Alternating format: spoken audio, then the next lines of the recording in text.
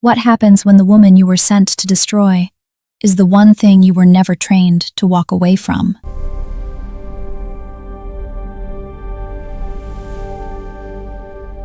The first rule of infiltration is simple. Do not become the thing you are sent to destroy. I knew this rule before I knew my own last name. I had been trained on it in cold rooms with fluorescent lights, and instructors who communicated primarily through silence and the specific quality of their disappointment when you failed to meet a standard they had declined to articulate in advance. Because articulating it in advance was itself considered a form of assistance you were not entitled to. I had been trained on it through 6 years of assignments in the geography between official jurisdiction and actual power. The places where governments need things done that they cannot officially be seen doing. The places where the people who do those things operate without the protection of any framework that would acknowledge their existence if something went wrong. I had been trained on it so thoroughly and for so long that it had stopped feeling like a rule and started feeling like a structural fact of the world. Like gravity. Like the way that darkness works at the edge of something lit. Like the specific weight of a decision once it has been made and cannot be unmade. Do not become the thing you are sent to destroy. I broke it in approximately 6 weeks. Though I understand now, with the particular clarity of distance, that the breaking started considerably earlier than 6 weeks. 6 weeks was simply when I could no longer pretend otherwise. When the filing system I had been maintaining with considerable professional discipline became structurally unsound. When the container I had built for everything I was refusing to name could no longer hold what I had been putting into it. Her name is Mara Voss. She runs the Voss Syndicate, the most precisely organized criminal organization on the eastern seaboard. The kind of operation that 3 separate law enforcement agencies had been attempting to dismantle for 7 years, with the particular frustration of people who keep finding that the thing they are trying to take apart has already anticipated the direction of their approach and moved before they arrived. She is 34 years old. She has dark hair she wears down, always, in a way that communicates something very specific to anyone paying attention. That severity is for people who still need external confirmation of their seriousness, and she passed that requirement years ago and has not thought about it since. She has eyes the color of dark amber, warm at the surface and very deep underneath.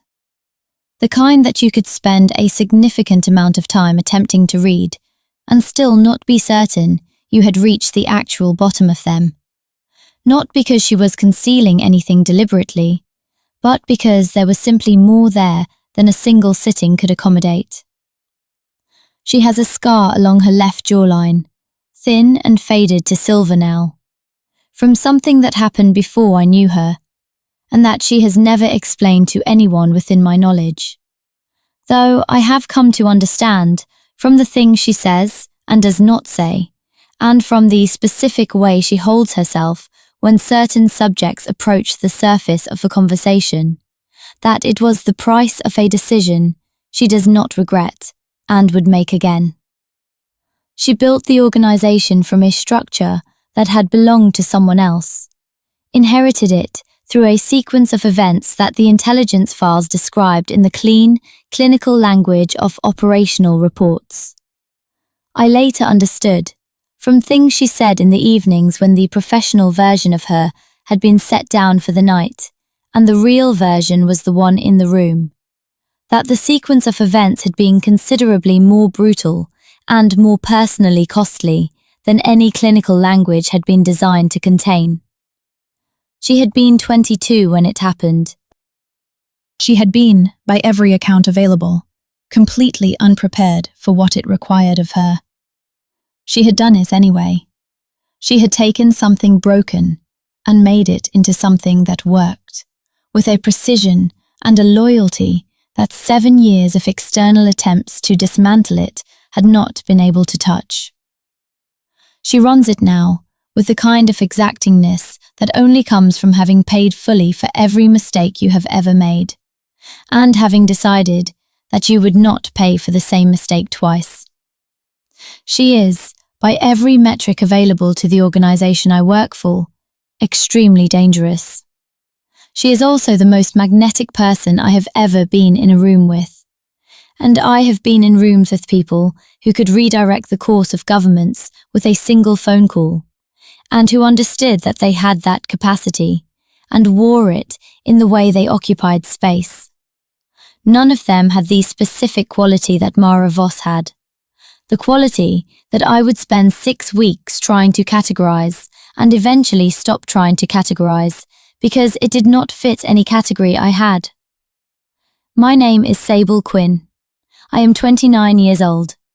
I work for a covert intelligence unit that does not appear in any organizational chart that could be produced in response to an official request. We operate in the space between what law enforcement can officially do and what the people who fund law enforcement need done. I have been doing this work for 6 years. I started at 23, which is young, and I started because I was recruited out of a program I had been in since I was 17, which is younger. And the reason for both of those things is a combination of specific skills and a specific quality of temperament that the people who do this work look for and rarely find in the configuration they need. I am good at being in rooms. I am good at reading the specific language of what people don't say. I am good at becoming whatever a situation requires without losing the part of myself that knows I am doing it. That last quality is the most important. That is what separates an asset from a liability in this kind of work. Knowing that you are performing while you perform, knowing where the line is, knowing that the line is there, even when the performance has become so complete that you can no longer feel the seam between what is performed and what is real. I had been very good at knowing the line for 6 years. I had been very good at maintaining the seam. I had also never, in 6 years, been assigned to anyone like Mara Voss. The briefing was on a Tuesday morning in October, a room I had been in many times before. Clean walls, functional lighting, a table with 2 chairs. The particular quality of institutional quiet that belongs to spaces designed to contain conversations that cannot officially exist.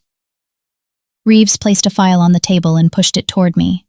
He did not say anything first. He let me open it. Reeves had been doing this work for longer than I had. He was a careful man with the specific quality of someone who had learned to manage his own responses so completely over so many years that they had become genuinely difficult to read, even for people trained in reading responses. He communicated primarily in understatement. He communicated secondarily in the strategic deployment of silence. He was good at his work. He had never lost an asset he didn't intend to lose. I had been his asset for 4 of my 6 years, and the working relationship had been, by the standards of this kind of work, remarkably functional. I opened the file. The photograph on the first page was a surveillance image, taken from distance but clear at the center. Mara Voss, standing at the edge of a rooftop terrace at night, looking out at a city spread below her. Her profile, sharp and composed, and entirely at ease, in a way that surveillance photographs rarely captured, because most subjects under surveillance do not know they are being observed, and the not knowing changes how they hold themselves. She looked like someone who owned the view. She looked like someone who had made a decision about the city below her, at some point, and the decision had been final. I looked at the photograph for longer than I needed to for any purely professional reason. I looked at Reeves. What's the angle? She's expanding, he said. The Voss Syndicate is moving into territories and networks that are going to create significant problems for significant people within the next 6 to 12 months. We need advance intelligence on her strategic intentions before she executes the next phase. You need someone inside. We need someone she'll trust, he said. Or, at minimum, someone she'll keep close enough that trust becomes operationally irrelevant. He turned the file to a section flagged in red near the back. She's careful, he said. 7 years of surviving attempts to dismantle her organization by people with significant resources has produced exceptional operational security. She doesn't take meetings with individuals who haven't been vetted through a minimum of 3 contact layers. She doesn't extend trust quickly or easily, and she doesn't extend it to people who appear to be actively seeking it. He looked at me. "There's a behavioral analysis section," he said. I turned to it and read it. Subject demonstrates a consistent and documented pattern of retaining and elevating individuals who combine exceptional competence with a specific quality of self-sufficiency. Subject does not respond to flattery. Subject does not respond to performed deference or performed loyalty. Subject responds to individuals who appear to be operating from an entirely self-contained set of values and motivations that do not require her approval or her attention to remain stable. Subject has been observed to pay extended and specific attention to individuals who demonstrate this quality authentically, rather than strategically. I read it twice. "You want me to walk in there and simply be myself?" I said.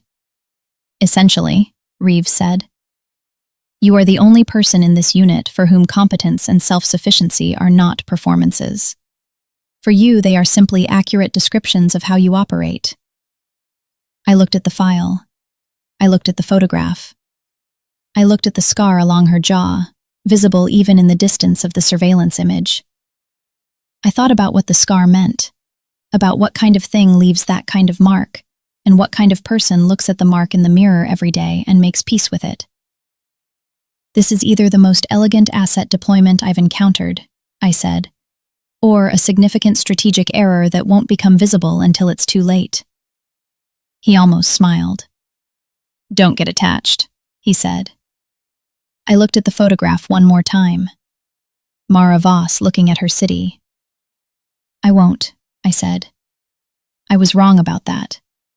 I was wrong about it in a way that took 6 weeks to become undeniable, and 3 months to become something I was no longer willing to file as professionally irrelevant. I was wrong about it in a way that changed the next several years of my life, and that I do not, looking back from where I am now, regret." The cover was a freelance security consultant, with a specific reputation for solving problems that conventional security infrastructure couldn't address. It was close enough to true that I could inhabit it without the specific effort that leaves marks on a performance. I had, in fact, solved precisely those kinds of problems for 6 years. The methodology was similar. The employer was the variable. The introduction was arranged through Cassis, a contact in the organization's outer layer who owed the unit a debt of sufficient weight. He arranged a preliminary meeting at a secondary location in the warehouse district. The kind of space that communicates something specific about where you stand. You have not yet earned access to the main operation. You are being assessed. You are not yet trusted. This is the space reserved for conversations that will determine whether you deserve the next layer. The room had 2 chairs, a table, and Mara Voss. No assistants. No one else in the room. 2 people in the corridor outside, and 1 on the roof above, which I had assessed from the sounds and the quality of the building's silences before I walked through the door. She was standing at the window when I walked in. Dark clothing, professionally fitted. Nothing excessive. Nothing performing anything about itself. She turned when she heard the door. She looked at me. She did not speak for 4 seconds. 4 seconds is a long time. Most assessments take 1 second and are complete by 2. What she was doing for 4 seconds was not assessment in the conventional sense. Assessment determines category, fits the threat profile or does not, useful or not useful, known quantity or unknown. What she was doing for 4 seconds was reading. Reading determines specific content. What kind of person? What is actually there? What is underneath what is visible? "Sable Quinn," she said. Her voice was lower than the surveillance recordings had led me to expect, measured without being careful. The distinction between those 2 qualities matters. Careful people are managing something, holding something below the surface, expending energy on containment. Measured people have already completed that process and are communicating the result of it. "Yes," I said. She walked from the window to the table. She sat. She did not gesture to the other chair. She simply sat and looked at me, and the absence of a gesture made the invitation implicit rather than extended. I sat. She placed both hands flat on the table. It was an uncommon choice. Most people in positions of significant power use the table as a barrier, maintain their hands on their side of it, use the furniture as a structural element of the power dynamic. Placing both hands flat in the open space between us communicated something different, something that I noted and did not yet have a clean category for. She looked at me with those dark amber eyes. Why should I hire you? Not, tell me about your background. Not, what can you offer this organization? Why should I hire you? The architecture of a question contains almost as much information as any answer it produces. Because you have a problem your current infrastructure can't solve, I said, and I can solve it. She looked at me. What problem? The pressure point on the east side of the river, I said. The distribution gap that has been creating vulnerability in the northern network for the past 3 months. Your current security lead is managing the symptom. I would manage the cause. She was very still. How do you know about that? I know about the things I should know before I walk into a room, I said. It's a professional habit I found it inadvisable to break. 4 more seconds of the reading quality. Then something moved at the corner of her mouth. Not quite a smile. Something that was evaluating the possibility of one and had not yet committed to it. She stood. She walked back to the window. She looked at the street below for a long moment. The kind of pause that is not about what you are looking at. The kind that is about what you are deciding while you give yourself the structural space of appearing to be occupied by something else. Then she turned. 2 weeks, she said. Prove the problem is what you say it is and that your solution is better than what I currently have. If you're right, we'll have a different conversation. If you're wrong, we part ways, and this meeting didn't happen. And if I'm right? Then I'll have a use for you, she said, directly, without embellishment. But looking at me in a way that contained layers she was not yet showing, and that I noted and filed and intended to monitor. I'm right, I said. She held my gaze for 1 more second. Then she walked to the door and opened it, and someone appeared in the frame immediately. She'll need access to the Eastern logistics files, she said without looking back at me. 2nd floor workspace. She walked out. I sat in the room after she'd gone. I thought about the 4 seconds. I thought about the layers in the look. I filed them under noted, professionally relevant, monitor for development. The filing system held for approximately 2 more weeks. The first 2 weeks inside the organization were the most professionally demanding period of my career, and not for the reasons I had anticipated. I had anticipated the challenge of maintaining a cover in close proximity to people whose professional existence was premised on identifying people who were not what they presented as. I had anticipated the operational challenge of gathering intelligence while performing a role that required genuine competence in a field that was adjacent to, but not identical to my actual work. I had not anticipated the specific quality of Mara Voss's attention. She noticed things, not in the surveillance way, and not in the threat assessment way. In the way that tracks the shape of how someone thinks, rather than what they produce. She noticed my approach to problems, the methodology behind the results. She noticed, twice in the first week, that I had been in areas of the building I hadn't been assigned to. Both times because I was mapping the layout for the report I was filing to Reeves. She said nothing about it either time, but I saw her register them with the particular stillness of someone who has noted something and filed it for later.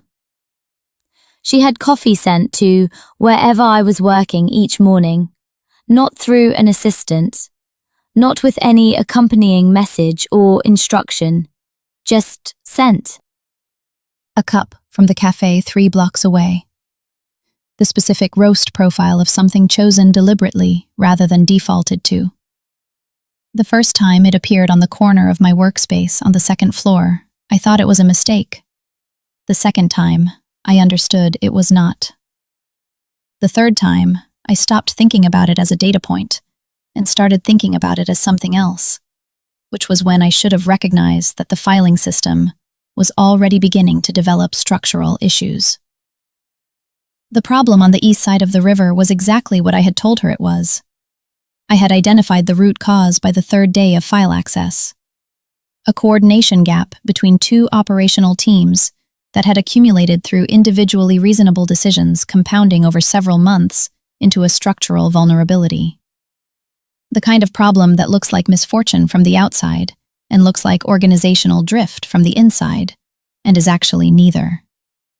It is the natural consequence of a structure that has grown faster than its communication architecture has kept pace with. I had the solution structured by the end of the 1st week. I presented it on the Friday afternoon of the 2nd week.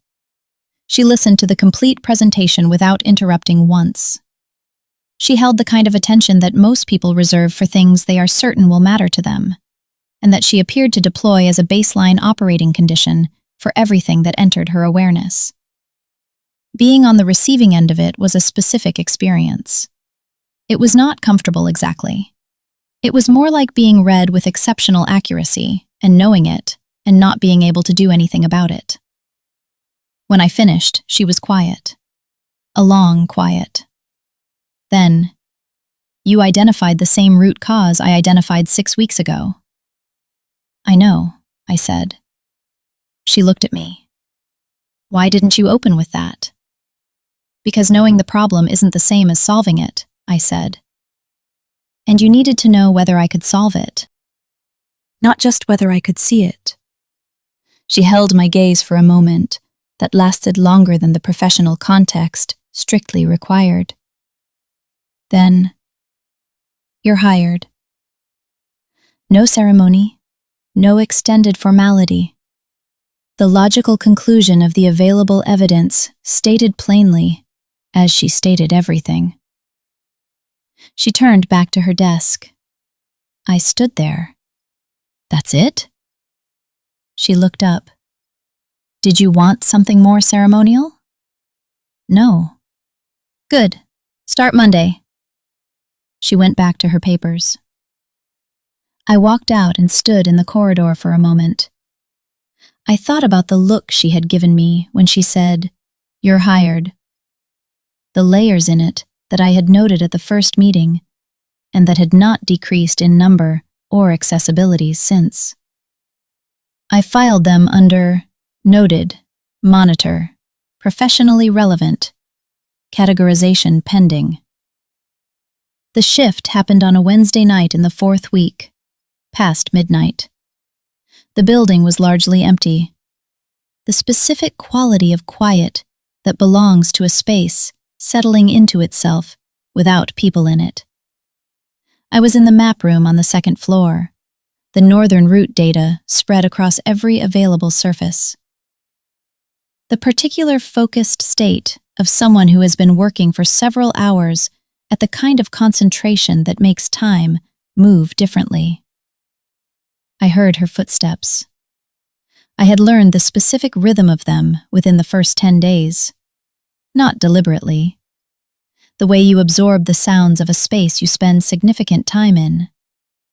The way they become part of the ambient information of that environment until you register them before you consciously process that you have registered them. She came into the map room without knocking. She was not in her working clothes. Something darker and less structured. The kind of thing that belongs to the version of a person that exists when the professional version has been set down for the night, and what remains is the actual person, rather than the professional construction of them. There was a fresh cut on her right hand, wrapped imperfectly in a cloth that had done adequate but not complete work. She looked at the maps spread across the table. She looked at me. "You're still here," she said. "So are you." She looked at her hand. She looked at the maps. Something moved across her expression, something that was briefly visible and then was not. She sat down in the chair across the table from me without being invited. This was the first time she had done that. Every previous interaction had happened in spaces she controlled, or entered first, or positioned herself in with the specific deliberateness of someone who understood that proximity was a form of language and chose her communications carefully. She was always the one who set the geometry of the room. This was different. This was her choosing my space, coming into it without the usual architecture. I looked at her hand. "That needs more than a cloth." She looked at it, the expression of someone who knows something is true and is assessing whether the effort of acting on it is proportionate to the need. "I know." "I have a kit," I said. "I always carry one." She looked at me, those amber eyes in the low light of the map room. "Of course you do," she said.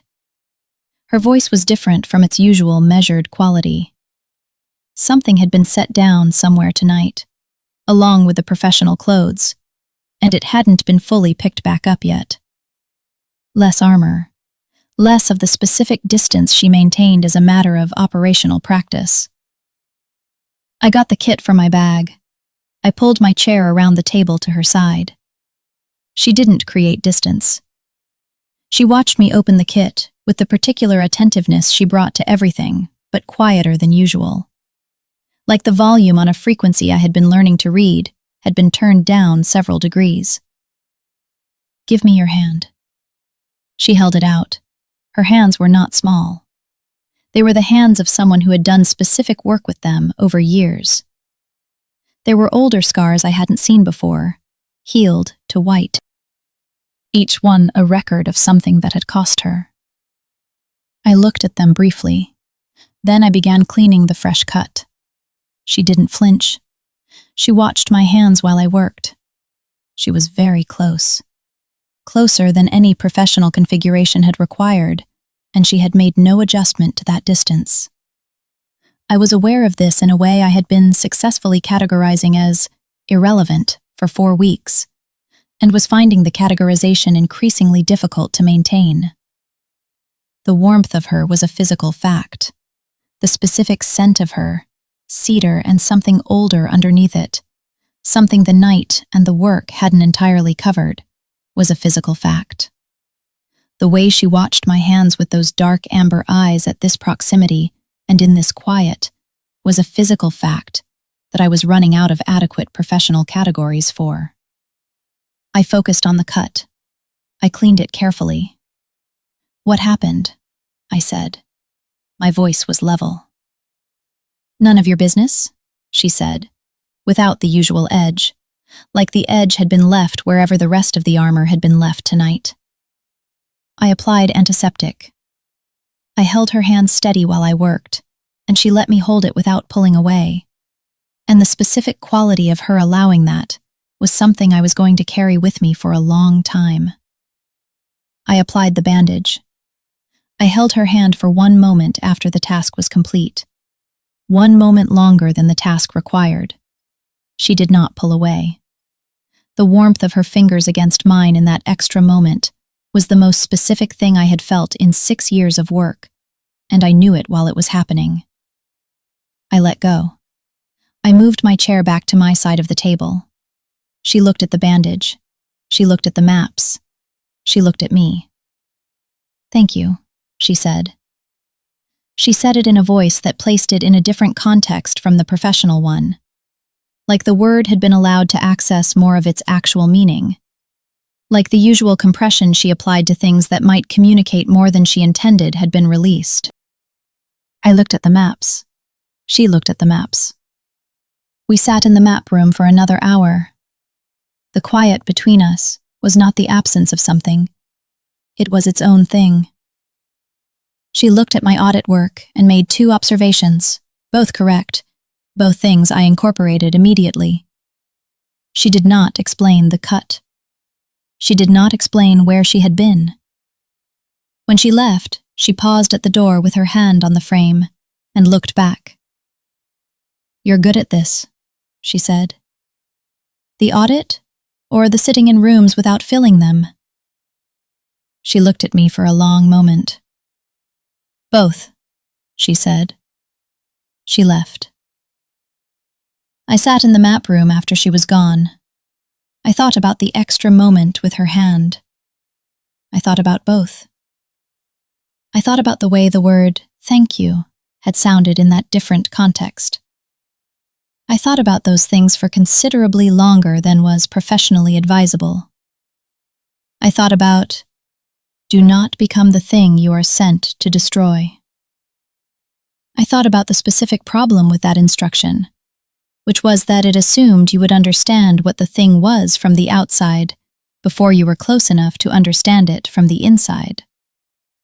From the outside, from the files and the surveillance photographs and the intelligence reports produced by people who had been observing her from a distance for 7 years, Mara Voss was the architecture, the organization, the reputation, the control, the network that operated as an extension of her will. From the inside, she was the coffee that appeared each morning from the place 3 blocks away. She was the cut on her hand, and the older scars, and the way she had sat down in my space without the usual geometry. She was the voice that said, "Thank you," with the compression released. She was the warmth of her hand, and the extra moment, and the particular quality of being looked at for 4 seconds by someone who was reading rather than assessing. She was considerably more complicated than any file I had ever been given. She was also, I recognized in the map room at 2 a.m, considerably more dangerous to me personally than any target I had previously been assigned to, which was a problem I was no longer willing to examine only from the professional side. The quarterly gathering was held in a converted industrial space near the river that had been made genuinely beautiful in a way that did not attempt to erase what it had originally been. The bones of the original structure were still visible, and the new elements had been placed in conversation with them rather than over them. It communicated something about the organization that housed it, something about the specific relationship between what things have been and what they become. I wore something dark and appropriate. She was there in a dress the color of deep water, blue-green and dark, and it suited her in the way that things suit people when they have been chosen with full knowledge of the person, rather than assembled from available options. Her hair was down. She moved through the room with the quality she brought to every space she occupied, as though the space had arranged itself to accommodate her specific requirements before she arrived. I circulated. I did what I was there professionally to do.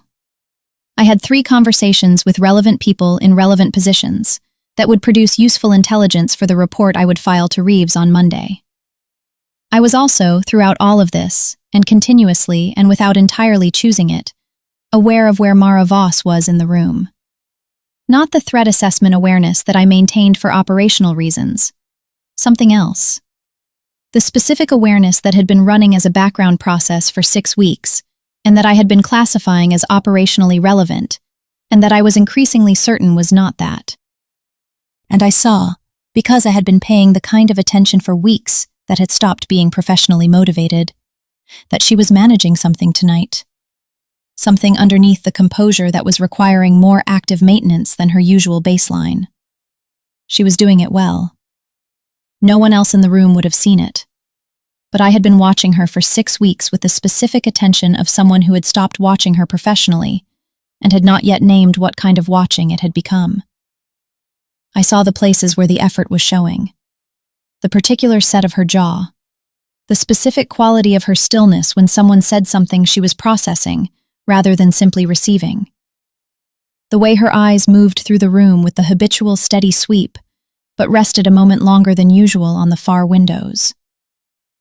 A man approached me 2 hours into the event, well-dressed, the practiced ease of someone accustomed to being the most significant person in his immediate environment. He introduced himself. A senior figure from a rival organization, present because the Voss syndicate maintained certain formal diplomatic relationships as a matter of operational stability. He was interested in me in a way that was not entirely professional. He was also, within the first 90 seconds of conversation, using the architecture of social pleasantry to collect information about my relationship with Mara Voss. He was asking questions shaped like conversation that were actually intelligence extraction. He was good at it. I was better. I gave him nothing. Pleasantly. In a way that he probably did not register as deliberate non-disclosure, because the best non-disclosure doesn't feel like refusal from the outside. 20 minutes into this conversation, a hand appeared at the small of my back. Warm. Light. Proprietary in the specific way of something that does not ask permission, because the question of permission has already been settled somewhere else. She was beside me. Close enough that her arm was against mine. She was looking at the man I had been speaking with the expression of someone who owns a room and has decided to make a specific point rather than a general one. "Calder," she said. Her voice was perfectly level. "I see you've met Sable?" He smiled. "We were getting acquainted," he said. "She's exceptional." She looked at him with those amber eyes for a moment. That was 1 second longer than social convention required for that kind of exchange. "Yes," she said. "She is." Then she looked at me. The look was not professional. It was aware of how close she was standing. It had decided to stay that close. It contained something I had not seen in it before. Something that had made a decision. "I need to borrow her," she said to him. He stepped back with the social grace of someone who understood that the invitation to step back was not actually optional. "Of course." She moved her hand from my back to my arm, her grip light and entirely certain. She moved us across the room, toward the far windows, with the calm efficiency of someone executing a decision they have already made completely. She released my arm when we reached the windows. She looked at the room rather than at me. "He was extracting information about you," she said. "I know. I wasn't providing any. I know that too." She was quiet. The gathering moved around us. Outside the windows, the city moved in its nighttime way. "You've been here 6 weeks?" she said. "Yes." "And in 6 weeks you have not given me a single reason not to trust you?" I looked at her profile, the scar along her jaw, the specific quality of her stillness tonight, which was different from her usual quality. I said nothing. She turned and looked at me. "In this life," she said, "that is not a small thing." The distance between us was closer than any professional interaction had positioned us. It had been close since she appeared at my side across the room, and it had not increased. "I know what you are," she said. Something in my chest did something it was not supposed to do. "What am I?" She looked at me for a long moment, the amber eyes very dark in the low, warm light of the venue. "Someone who could leave at any point," she said, "and hasn't." That was not what I expected. Relief moved through me in a wave I immediately identified as complicated and professionally significant in a way that was no longer professionally manageable. She was close. The low, warm light was on her face, and on the scar along her jaw, and on those eyes. The gathering was a murmur behind us. "I should go back," she said. "Yes." She didn't move. Neither did I. 3 inches of distance remaining, and neither of us was closing it, and neither of us was creating more of it. and the specific, charged quality of that stillness was the most particular thing I had experienced in 6 years of work that regularly involved genuine physical danger. Then she moved. Not away. She reached up and adjusted the collar of my jacket. One precise movement. Her fingers were at my neck briefly, warm and deliberate and entirely intentional. The contact moved through me in a way I was entirely done pretending I could categorize or manage or file correctly. I held still. I held very still. The warmth of her fingers on my neck lasted approximately 3 seconds, and those 3 seconds were the most specific 3 seconds of the past 6 weeks. She dropped her hand. She looked at me with those amber eyes at a distance that was no longer professionally appropriate by any definition I had previously applied to that term. Her lips were slightly parted. Her breathing had a quality that was slightly different from before. "Don't disappear," she said, very low. The 2 words had weight that the professional version of them would not have carried. "I won't," I said. She walked back into the gathering. I stood at the window. I thought about her fingers at my collar, the 3 seconds, the warmth of them, the deliberateness of the movement. I thought about "don't disappear" and the specific register of it. I thought about "do not become the thing you are sent to destroy." I thought about the specific inadequacy of that instruction as applied to this situation at this point in the timeline. I thought about the fact that I had been filing reports to Reeves for 6 weeks that were increasingly detailed and operationally accurate, and decreasingly useful as strategic intelligence. The reports were excellent. They contained everything they were supposed to contain. They just did not contain the things that would allow the unit to actually move against the organization in any meaningful way. I had been noting this without fully examining why. I was ready to examine why. I knew why. I had known for at least 2 weeks. I was simply not ready to say it in a form that would make it real. The crisis arrived on a Tuesday morning. I was in the security office on the 4th floor when the secondary phone buzzed. "We need to move," Reeves said. "The opportunity is there. The northern routes. The audit you completed. We have sufficient intelligence to create a significant operational disruption." I looked at the window. I thought about the audit. The 2 weeks I had spent mapping every vulnerability in the northern distribution network with a thoroughness that my professional self had been satisfied by, and that some other part of me had been quietly dreading the specific application of since the week I filed it with Reeves. "When?" I said. "Thursday. We move Thursday." I was quiet. "Sable," he said. His voice had the particular quality of someone reminding you of something they expected you to know already, and were surprised to find required reminding. "This is the assignment." "I know," I said. I hung up. I sat in the security office. I thought about 3 months. I thought about the map room and her hand, and the extra moment. I thought about the coffee from the place 3 blocks away that had appeared on the corner of my workspace each morning for 3 months. I thought about the gathering and her fingers at my collar and "don't disappear," and the specific weight of those 2 words in that specific register. I thought about the 4 seconds at the first meeting and what kind of looking that had been. I thought about the scar along her jaw and the older scars on her hands, and both, and the specific quality of her attention when she had said, "being in a room without filling it."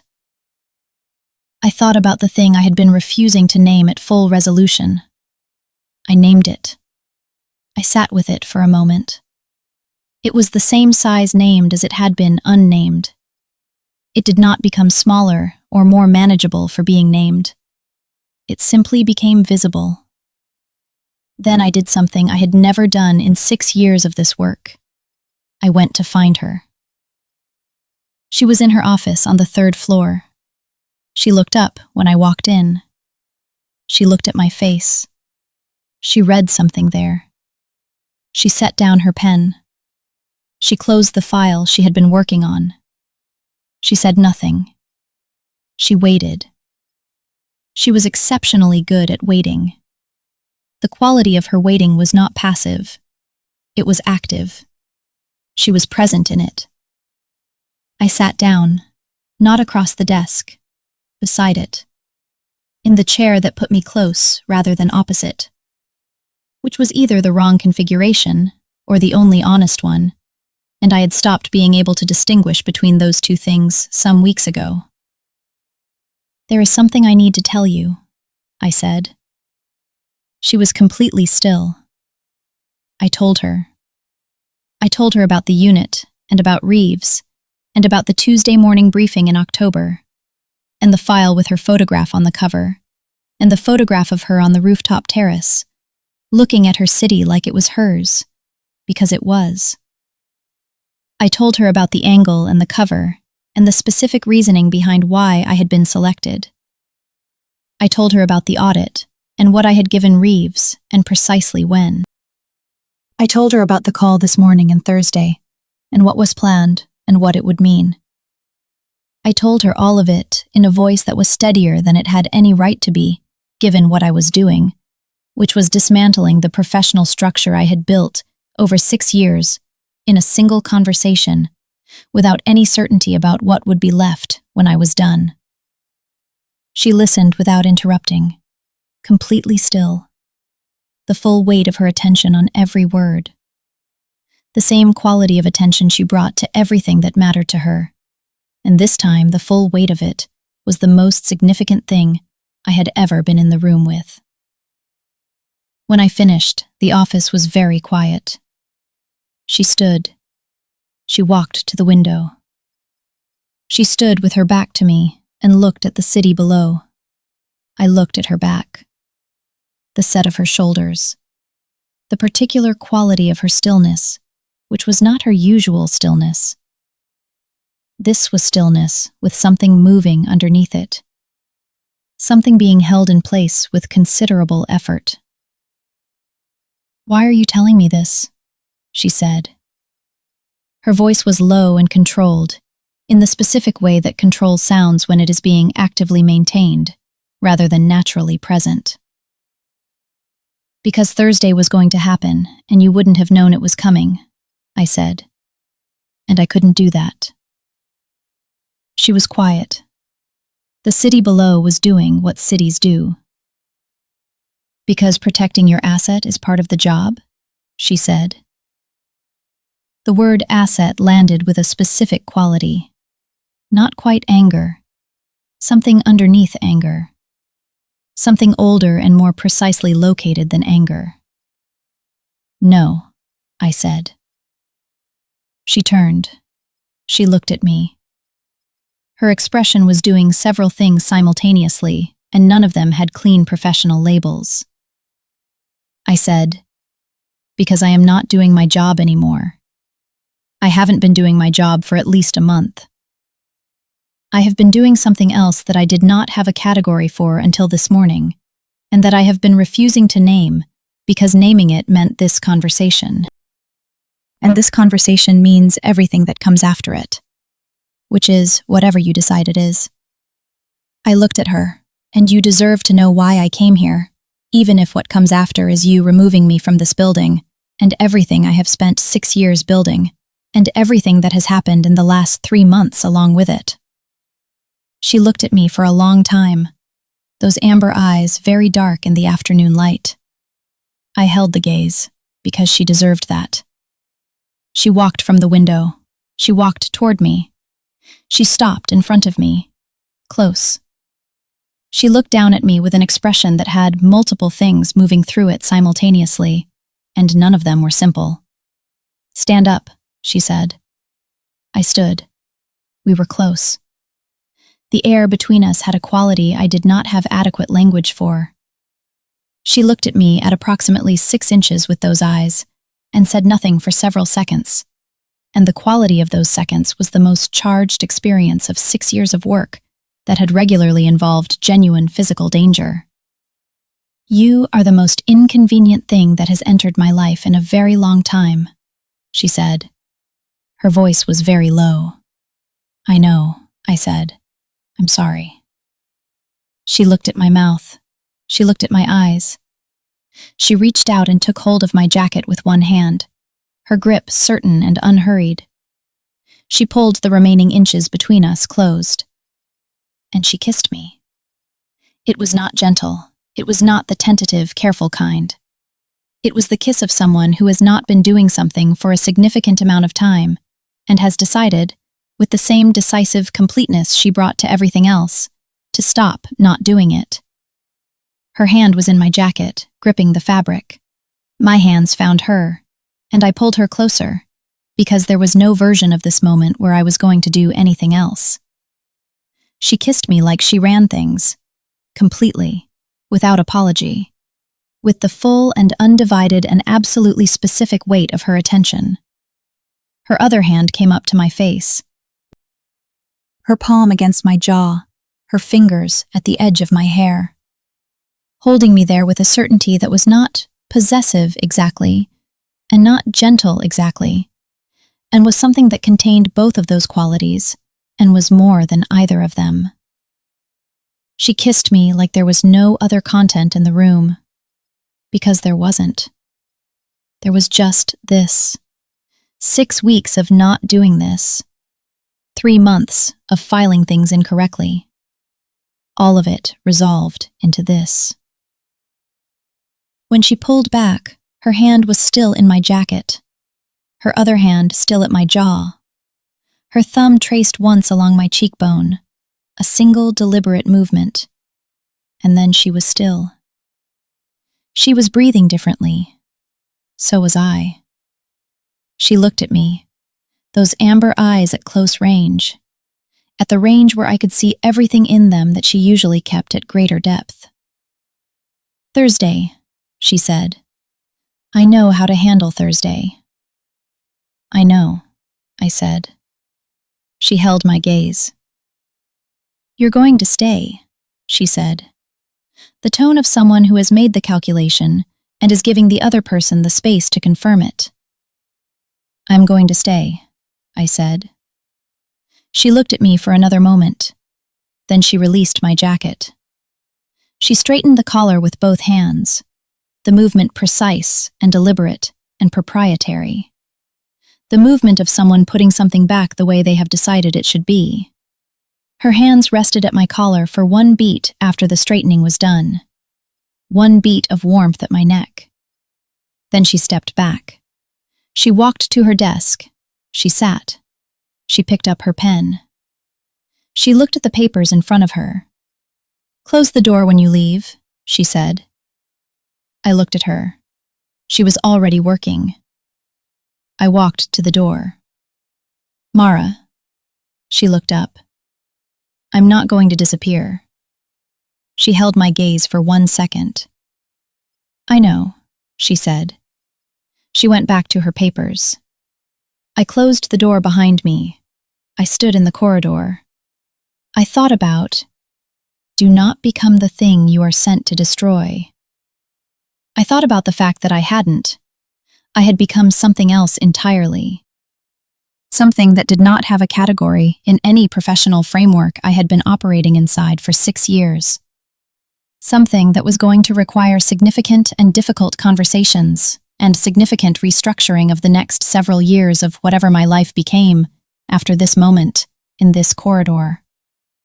Something that felt, standing here with my collar still warm from her hands, like the first thing in 6 years that was entirely and specifically mine.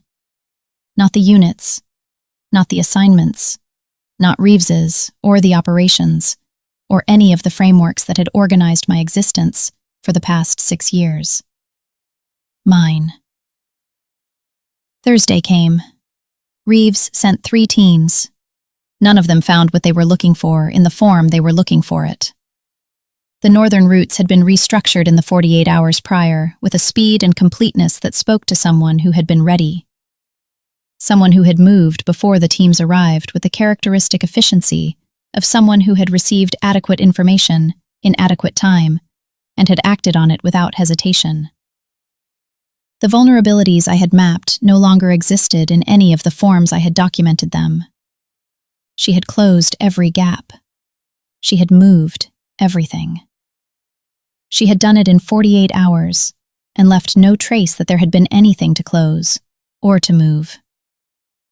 Reeves called at 11 that night. He was not pleased. I told him the asset had been compromised. He asked how. I told him the cover had been burned. He asked when. I told him recently. He asked if I was safe. I told him I was fine. He pulled me from the assignment, which meant I was no longer on the assignment, which meant that what happened next was not a professional matter. What happened next was a Saturday morning 6 days after Thursday.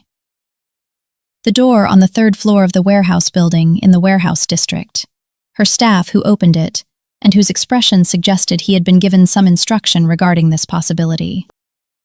He showed me to the 3rd floor without asking why I was there. She was in her office. She looked up when I walked in. She looked at my face. She looked at the fact of me standing in her doorway, having arrived because I had decided to arrive. She set down her pen. She stood. She walked to me. She stopped close. "You're not on an assignment," she said. "No." "You're here because you chose to be here." "Yes." She held my gaze for a long moment. Then she took my face in both hands. She kissed me differently this time, slower, more deliberate. The kind of kiss that is not about decision, because the decision has already been made and settled somewhere private, and this is simply the physical form of that settledness. The enactment of something resolved. Her thumbs moved along my jaw. I pulled her closer, and she let me, and her hands moved into my hair, and I held her with the specific certainty of someone who has stopped managing anything and has simply arrived somewhere. The office and the city beyond the windows and everything else was very far away. When she pulled back, she rested her forehead against mine. Her eyes were closed. The room was quiet. She opened her eyes, those dark, amber eyes at 3 inches, the warmth of her breath. "You're a significant complication," she said. "I know." The full smile, not the almost, not the considering the possibility, the actual smile, complete and specific and entirely genuine. "Good," she said. She kissed me again, softer, entirely certain. The kind of certainty that does not require demonstration. The kind that simply is. Epilogue, 8 months later. The city in late spring was different from the city in autumn. The light came in at a different angle. The air carried things it didn't carry in the cold months. Everything that had felt managed and strategic and contained for so long had opened into something that simply existed without requiring management. I noticed this from the rooftop terrace of the warehouse building. The one in the photograph on the first page of the file that Reeves had placed on the table in a clean room on a Tuesday morning in October. The photograph of her on this terrace, looking at her city like it was hers. Because it was. She was standing at the edge of the terrace now, dark hair down, something easy and dark that belonged to the version of her that the day belonged to. Looking at the city, the same quality as the photograph, as though the city was something she understood rather than something that happened to her. I walked out onto the terrace. She heard me without turning. She reached back, her hand open. I took it and she pulled me up beside her without looking, and we stood at the edge of the terrace together and looked at the city in the late spring light. I thought about the file. I thought about the photograph. I thought about the room with 2 chairs and a table, and the 4 seconds she had looked at me, and the kind of looking it had been. I thought about, don't get attached, said in the particular register of someone who had said it many times to many people and believed it to be sound professional advice. I thought about, I won't, said in the particular register of someone who had no idea what was coming. I thought about, do not become the thing you are sent to destroy. I thought about the specific ways I had not done that, and the specific ways I had become something else instead, something that had no professional category, something that stood on this terrace, in this light, with her hand in mine, and felt like the truest thing that had happened in 6 years of doing work that was built on the premise that what is true and what is performed are always two different things. She turned her head and looked at me, the amber eyes in the late spring light. What are you thinking about? The photograph, I said. Which one? The one in the file, I said. You on this terrace. She looked at me. What about it? You look like you owned all of it, I said. The city, the night, the view, all of it. She held my gaze. I do, she said. Then she looked back at the city. Then she said, quieter, in the voice she used for the things she meant most completely and measured most carefully before she allowed them to reach the surface. And now, so do you. I looked at the city, the light on everything, her hand in mine, the specific warmth of standing somewhere and not performing anything about it, the way the city looked from up here, the way everything looked different from how I had expected it to look when I had walked into a room on a Thursday evening in the warehouse district and found her standing at a window, and she had turned and looked at me for 4 seconds with the quality of someone reading rather than assessing. I had not known then what kind of looking it was. I know now. Do not become the thing you are sent to destroy. I hadn't. I had become something else, something that had no category in any professional framework. Something that stood on a rooftop in the spring with her hand in mine and her city below us, and the particular warmth of a life that was entirely and specifically mine. Something that was, I understood now with the full clarity of distance, what I had been navigating toward for a very long time before I knew there was anywhere to navigate to. I had become hers.